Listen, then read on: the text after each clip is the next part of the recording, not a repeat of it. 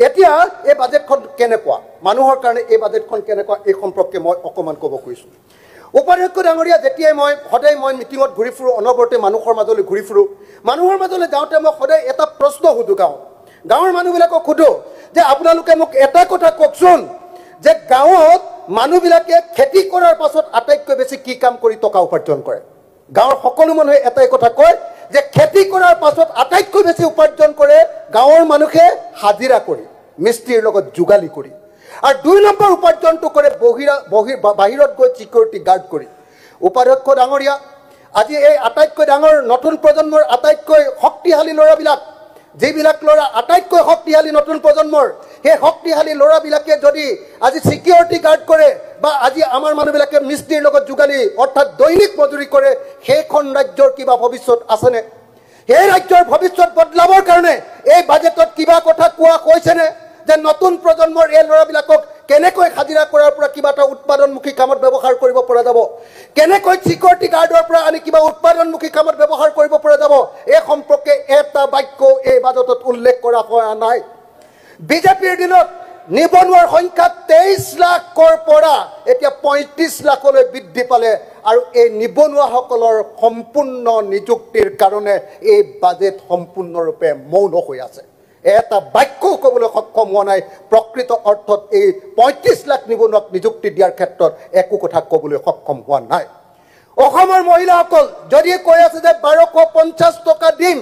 সকলোৰে কাৰণে নহয় মাত্ৰ কিছুমান মানুহৰ কাৰণে আমি বাৰম্বাৰ কৈ আছো যে অৰুণোদয় যদি দিব লাগে তোমালোকে 3000 টকা দিম বুলি কৈছা 3000 টকা দিয়া আৰু গাঁৱৰ বা নগৰৰ প্ৰত্যেকগৰাকী মহিলাকে দিয়াৰ ব্যৱস্থা কৰা যাতে সঁচাকৈ মহিলাৰ সবলীকৰণ হয় অৰুণোদয়ৰ নামত ব্লেকমেইলিং কৰি অকল বিজেপিৰ মানুহক অৰুণোদয় দিম এইটো কেতিয়াও মানি ল'ব নোৱাৰে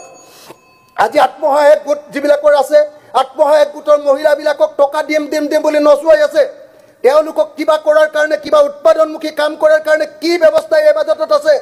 মাইক্ৰ' ফাইনেন্সৰ ধাৰ মৰাৰ কথা এটা শব্দ ইয়াত উল্লেখ কৰা হোৱা নাই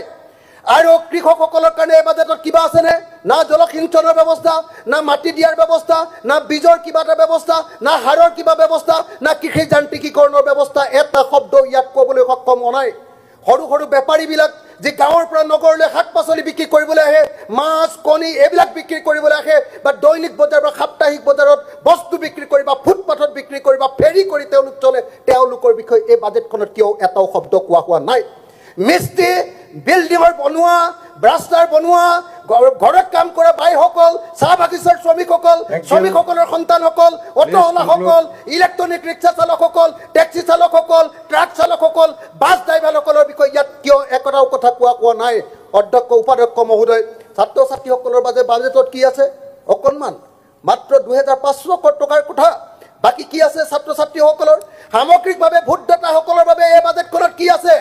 মূল্যবৃদ্ধি ৰোধ কৰাৰ কিবা এটা ব্যৱস্থা ইয়াত আছেনে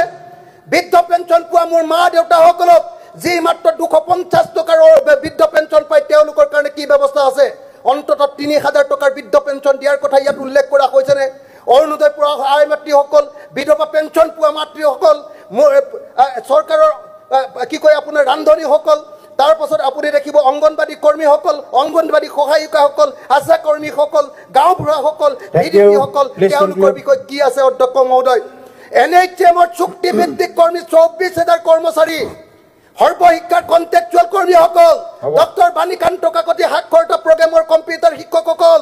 NRC কৰ্মীসকল হোমগাৰ্ডসকল 11খন পলিটেকনিকৰ চাকৰিয়াল খেদিছে ফিচাৰী কৰ্মীসকল জীৱিকা সখীসকল জলমিত্ৰসকল হেল্থ স্কুলৰ শিক্ষকসকল পৌৰ কৰ্মীসকল APDSৰ অস্থায়ী কৰ্মীসকল বন বিভাগৰ অস্থায়ী কৰ্মীসকল বঞ্চিত হিন্দু শিক্ষকসকল পঞ্চায়তৰ কৰ্মীসকল 108ৰ কৰ্মচাৰীসকলৰ কাৰণে কি খবৰ ইয়াত আছে NMGNসকলৰ কাৰণে কি আছে বানপানীৰ কথাও নাই ঘৰ ভাড়া খোৱা নিয়ন্ত্ৰণৰ কথাও নাই গাঁৱৰ কেঁচা ৰাস্তাবিলাক পকা কৰাৰ কথা অধ্যক্ষ মহোদয়